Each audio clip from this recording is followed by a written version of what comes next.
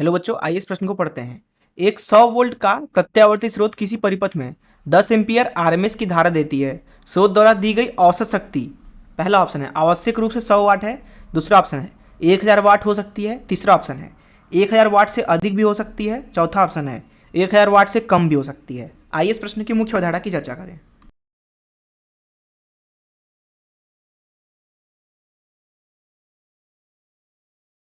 अगर हम बात करें किसी भी एक प्रत्यावर्ती परिपथ की, तो उसमें जो औसत शक्ति होता है अर्थात पी एवरेज, मान लीजिए 0 से t समय के लिए, उसका मान दिया जाता है उस परिपथ में लगाए गए वर्गमूल माध्यमान वोल्ट गुणे परिपथ में लगाया गया वर्गमूल माध्यमान धारा आई आर एम एस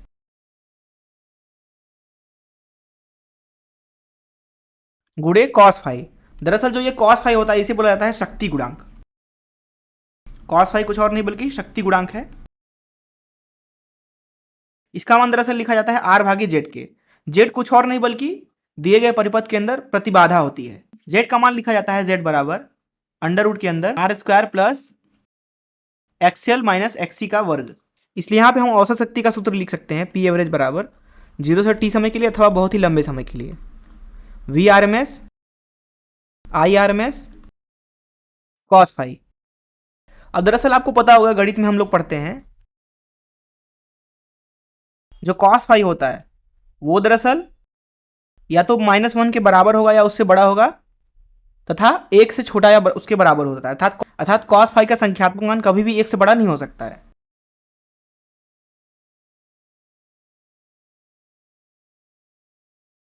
तो इस मुख्य अवधारणा का इस्तेमाल करके आइए इस प्रश्न को हल करें।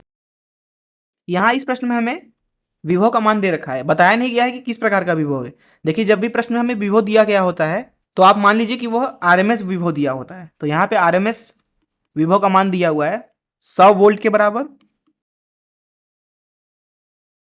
तथा यहाँ पे धारा का मान दिया हुआ है और बताया गया है कि यह धारा आई आर एम एस है जिसका मान है 10 एम्पियर के बराबर।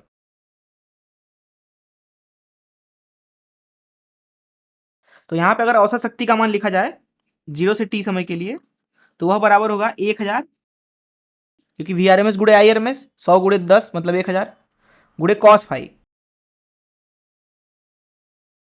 तो यहाँ अगर हम कॉस फाई का मान निकालना चाहें तो वह है पी एवरेज अर्थात शक्ति का औसत मान भागे 1000।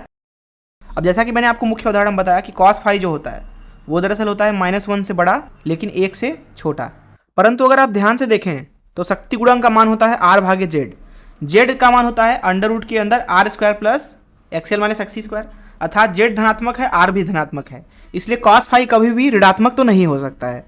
इसलिए दिए गए प्रश्न में हम इस संबंध को दरअसल और अच्छे से अगर लिखें तो यहाँ पे ये संबंध सही होगा कुछ इस तरीके से, कॉस फाई छोटा होगा या बराबर होगा 1 के तथा ये बड़ा होगा या बराबर होगा 0 के।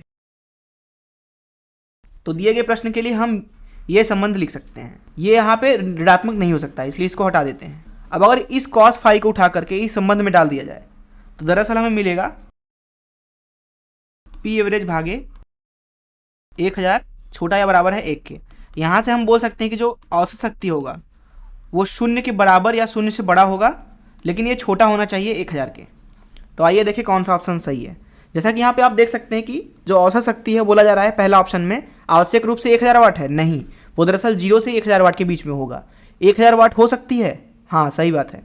1000 वाट से अधिक भी हो सकती है, बिल्कुल गलत। 1000 वाट से अधिक तो कभी भी नहीं हो सकती।